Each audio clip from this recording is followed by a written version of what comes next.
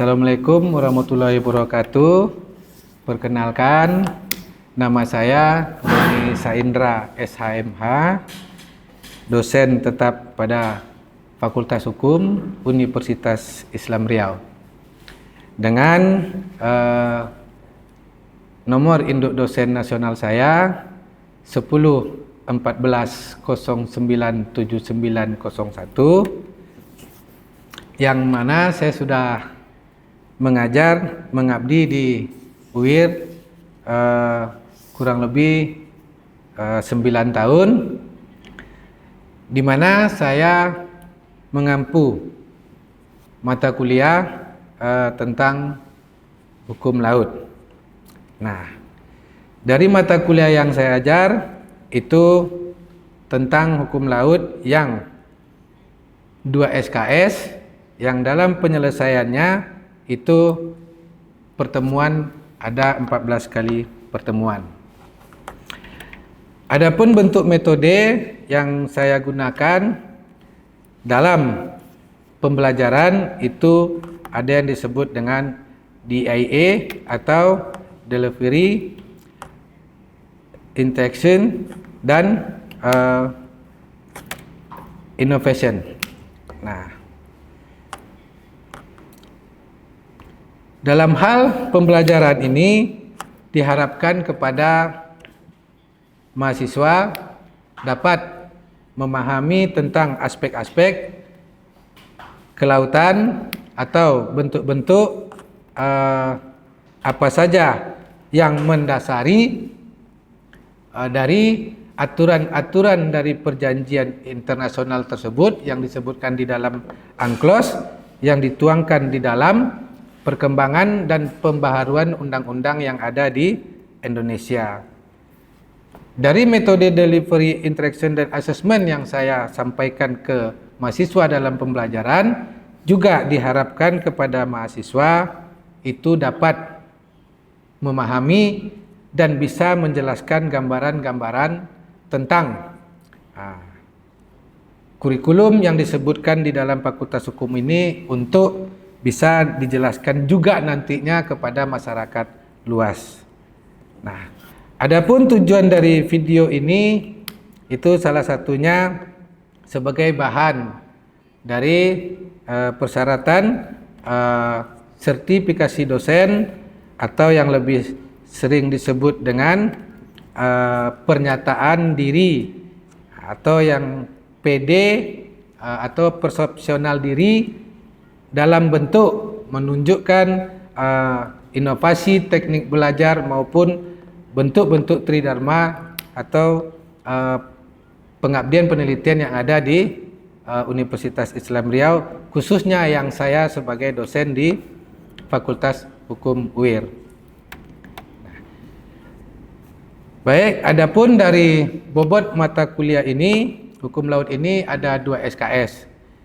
Dan nantinya diharapkan kepada rekan-rekan mahasiswa selesainya dalam pembelajaran atau mengambil mata kuliah hukum laut dapat memberi atau menambah khazanah keilmuan yang didapat nantinya dari saya sebagai pengajar di Fakultas Hukum.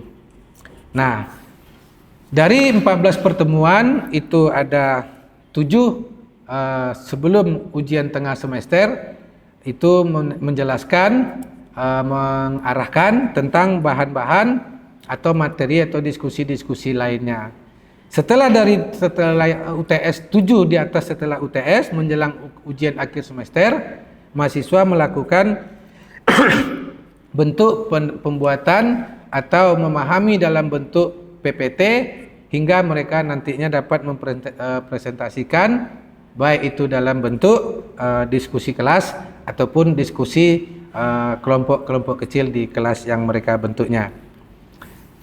Dari capaian pembelajaran hukum laut ini, saya juga berharap sebagai dosen pengampu, mahasiswa dapat menguraikan hingga kalaupun bisa nantinya mengaplikasikan ke masyarakat yang terkhusus kepada masyarakat-masyarakat yang berada di pesisir-pesisir pantai ataupun pulau-pulau yang ada di Indonesia. Bisa menjelaskan aturannya, bisa menjelaskan masalahnya, dan hingga juga bisa menyelesaikan permasalahan yang ada di dalam sistem kelautan yang ada di Indonesia. Baik, berikut saya tampilkan video pembelajaran saya di kelas.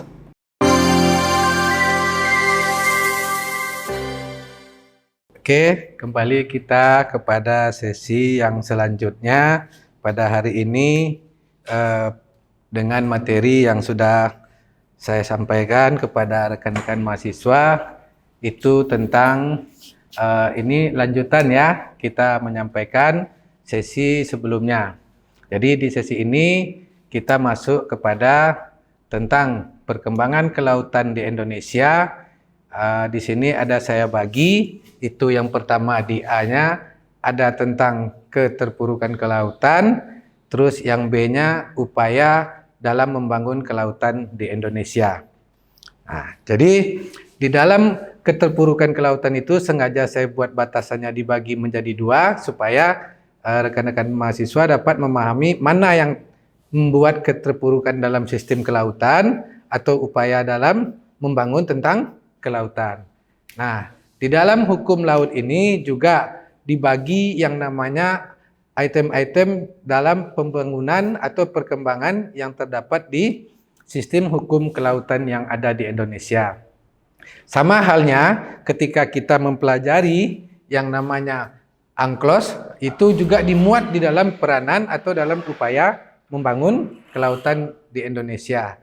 Nah, pertama saya sampaikan dulu yang namanya keterpurukan kelautan itu, yang pertama perjanjian Giyanti, yang kedua keterbatasan teknologi, yang ketiga kemerosotan sumber daya, dan terseretnya dalam krisis politik kratonik dan konflik internal. Nah, satu persatu saya jelaskan dulu tentang keterpurukan. Di perjanjian Giyanti itu tidak pernah diamanatkan oleh sumber daya manusia yang ada di daerah pesisir. Nah, seperti itu. Terus yang keterbatasan teknologi, Indonesia yang mungkin rekan-rekan sudah mengetahui negaranya merupakan bentuk kepulauan. Nah, teknologi kita tidak ada yang bisa menjaga atau menggunakan sistem yang begitu luasnya Indonesia. Mungkin yang terdapat mungkin di dalam pandangan rekan-rekan mahasiswa itu pulau yang besar. Ada Sumatera, Kalimantan, mungkin gitu ya. Padahal Indonesia ini beribu-ribu pulau yang kecil-kecil itu. Nah, itu dia yang disampaikan dalam soal keterpurukan. Teknologi kita tidak mumpuni. Nah, dalam kemerosotan sumber daya atau SDM sumber daya manusia, adapun teknologi kita tidak mampu menggunakannya. Nah, contohnya misalnya untuk ke salah satu pulau A ke pulau B itu butuh waktu dan jarak tempuh yang jauh. Ditambah lagi teknologi untuk menghubungi pulau ke pulau juga tidak mumpuni. Nah, jadi adapun dengan teknologi tapi sumber daya tidak mumpuni. Nah, yang berikutnya tentang terseretnya krisis politik kratonik dan konflik internal, kan tadi di awal itu ada Sumatera, ada Kalimantan, pulau ya. Itu kan semua dibatasi oleh laut. Nah, kata Sumatera yang ngurus lautnya. Kata Jawa yang ngurus lautnya. Nah, jadi akhirnya mengotak-ngotak dia. Padahal Indonesia ini dari Sabang sampai Merauke merupakan bagian dari kepulauan satu dia. Nah, itu maksudnya. Jadi saling-saling ya Sumatera ya udah Sumatera aja gitu, seperti itu. Nah, itu kategori dalam keterpurukan sistem kelautan di Indonesia. Nah, berikutnya di poin B itu dalam upaya membangun kelautan di Indonesia. Nah, pertama saya menyampaikan di upaya pembangunan itu berikutnya ada peraturan perundang-undangan tentang kelautan. Nah, didasari dulu dengan Undang-Undang Dasar. Terus lahirnya Konvensi Hukum Laut Internasional atau UNCLOS 1982. Nah, kalau dulu kan ada GBHN-nya. Nah, itu mungkin tidak diberlakukan lagi lah. Habis itu tentang 17 tahun 2007 tentang RPJPN atau Rencana Pembangunan Jangka Panjang. Nah, ini poin yang terpenting yang Bapak berikan kepada rekan mahasiswa itu ada di dua poin tertentu yang terakhir dua. Yang pertama, upaya mengatur kelautan. Nah, setidaknya di dalam upaya mengatur kelautan itu minimal pemerintah Indonesia harus mempunyai 15 aturan undang-undang. Nah, untuk sektoralnya yang terkait dengan kelautan itu memerlukan 30 undang-undang. Berikutnya peraturan-peraturan perundang-undangan yang perlu dibuat itu kurang lebih 77. Nah, peraturan. Nah, baik, yang mengatur kelautan ini itu yang tadi saya sampaikan di atas mengenai teknologi, mengenai pulau-pulau, nah keberadaan pulau, habis itu bagaimana mengamanatkan untuk mengatur kelautan ini itu masih sedikit di Indonesia. Nah, sektoral yang terkait dengan kelautan mulai tentang penjagaan ekosistemnya. Nah, mohon maaf, mungkin rekan-rekan mahasiswa tahulah ya, orang kadang ngambil ikan pakai bom, nah pukat harimau, nah itu yang merusak ekosistem. Nah, itu yang tidak ada yang mengatur di dalam sektoral yang terkait dengan kelautan. Nah, baru-baru ini juga sudah berkembang tentang di daerah Pangandaran kalau tidak salah itu, mereka panen raya tentang rumput lah. Nah, itu salah satunya itu. Jadi masyarakat yang di daerah pesisir pantai benar-benar memanfaatkan tentang ekosistem atau keberadaan laut dan bawah laut. Nah, itu contoh sektoralnya. Nah, peraturan yang terkait ini itu banyak. Misalnya, mohon maaf rekan-rekan mahasiswa kalau kita namanya Indonesia ini pasti dilintasi negara asing. Kita langsung berhadapan-hadapan pulau kita juga banyak dengan negara asing seperti Australia, seperti Malaysia, apalagi seperti Singapura. Nah, seperti itu mereka tidak memahami karena yang namanya laut merupakan bagian dari kedaulatan. Nah, seperti itu. Nah, ya yang berikutnya itu tentang Kepres nomor 126 tentang tahun 2001 tentang Hari Nusantara. Itu di Indonesia tidak ada lagi. Nah, padahal di setiap tahunnya itu wajib. Karena kenapa? Indonesia dulu terkenalnya sebagai negara atau bahasanya Nusantara. Nah, atau negara maritim. Nah, seperti itu. Itu ya. Terus kita next. Oke, sebelum masuk itu, kiranya rekan-rekan mahasiswa ada yang ingin disampaikan? Silakan. Tidak apa-apa, silakan aja.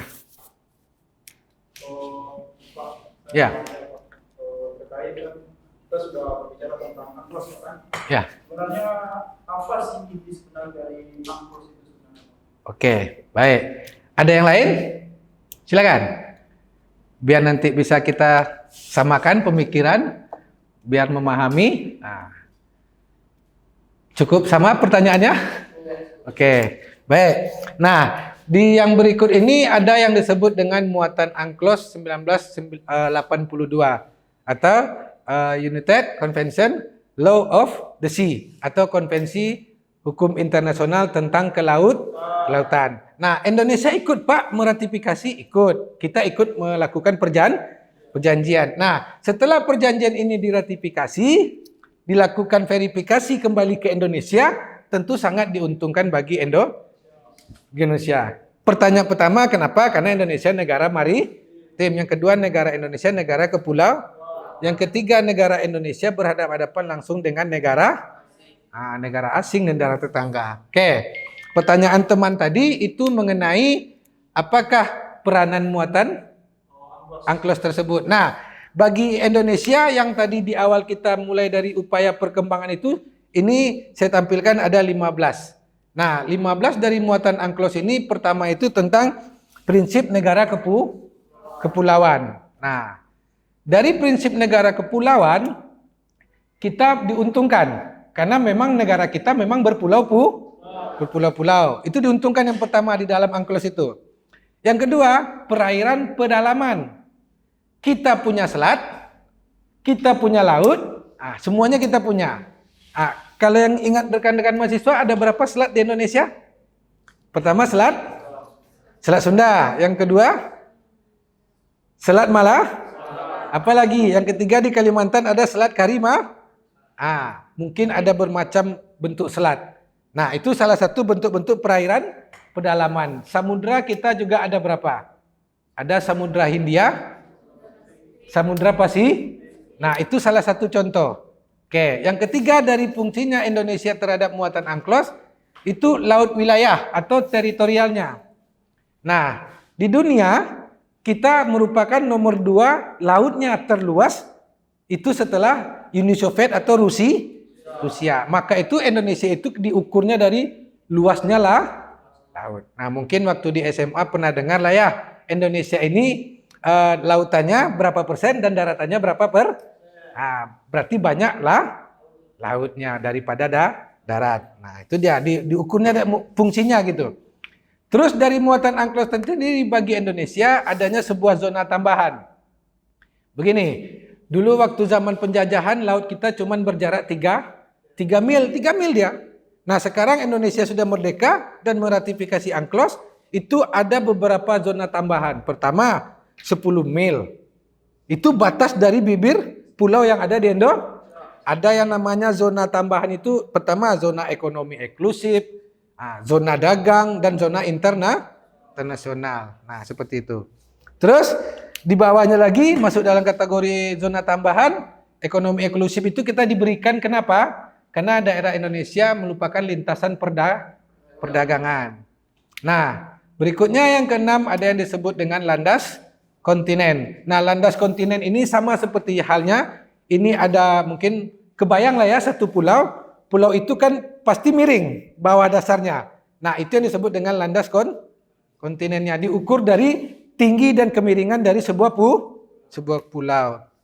Nah, berikut itu ada yang disebut dengan laut lepas. Nah, itu di Indonesia. Itu tadi saya sampaikan adanya Samudra Hindia dan Samudra Pasifik. Nah, dari yang ke-8 itu daerah kawasan atau laut internasional. Baru-baru ini kan kemarin dengar ya viral isu kapal perangnya Amerika melintasi Indo. Sebenarnya mereka memang melewati tapi tidak masuk lautnya Indo. Nah, itu namanya laut diizinkan. Nah, seperti itu. Diizinkan oleh negara atau konvensi dari UNCLOS 1982 itu. Kecuali dia datang untuk memulai perang itu beda urusan. Nah, kalau melintas tidak ada masalah. Nah, yang ke-9 tadi di awal juga saya sampaikan, selat untuk pelayaran internasional. Itu salah satunya Selat Malaka. Alur laut kepulauan sama dengan Selat Malaka, jadi ditentukan ini bolehnya di mana. Nah, seperti itu. Alurnya di mana? Nah, misalnya yang mau dari Filipina dari sini, misalnya yang dari Eropa Timur dari sini, seperti itu. Udah diatur. Terus fungsinya lagi bagi Indonesia, laut yang sudah disepakati UNCLOS ini adanya lintas damai dan lintas transit.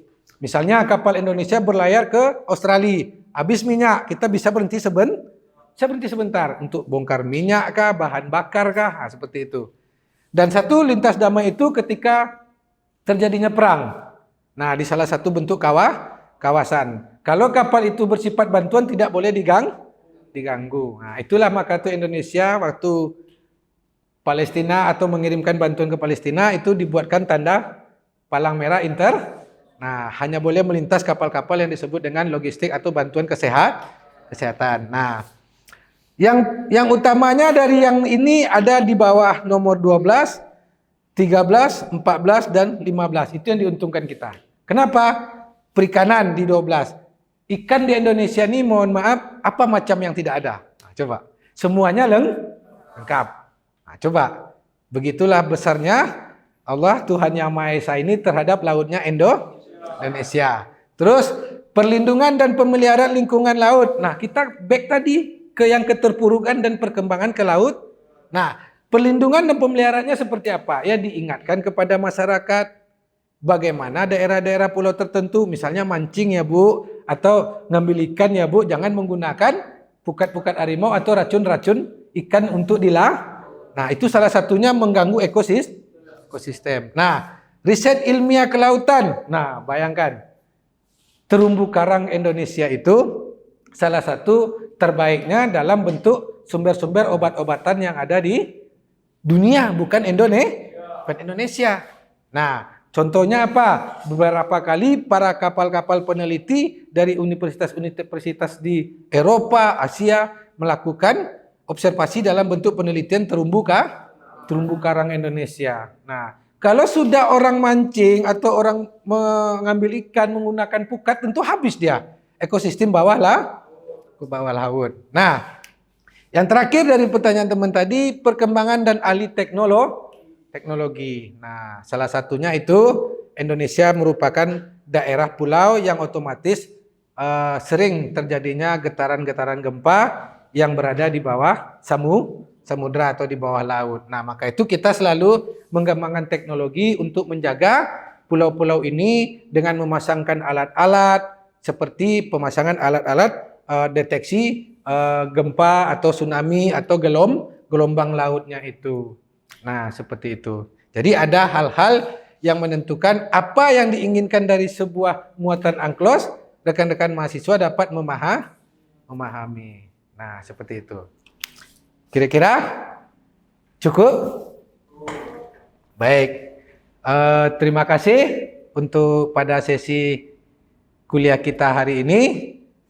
Mungkin di lain kesempatan, di lain waktu nanti kita diskusikan ataupun ada pertanyaan yang menggunakan media yang lain, silakan kita di WA group kah atau percakapan untuk menambah kesana ilmu yang kita dapat ataupun yang rekan-rekan mahasiswa dapat. Terima kasih. Assalamualaikum warahmatullahi wabarakatuh. Waalaikumsalam warahmatullahi wabarakatuh. Terima kasih sudah melihat pembelajaran video saya. Berikut ada beberapa penelitian ataupun pengabdian saya sebagai dosen atau selama mengabdi di Fakultas Hukum Universitas Islam Riau. Tentu juga saya melakukan penelitian dan pengabdian. Berikut ini bentuk-bentuk penelitian dan pengabdian saya yang mungkin bisa saya tampilkan melalui Google Scholar saya. Baik, terima kasih. Demikian kepada tim penilai PD atau persepsional diri saya berharap dimohonkan maaf ataupun salah dalam penyampaian video ini. Semoga juga video ini bermanfaat nantinya untuk rekan-rekan mahasiswa khususnya Fakultas Hukum UIR. Wabillahi taufiq wal hidayah. Wassalamualaikum warahmatullahi wabarakatuh.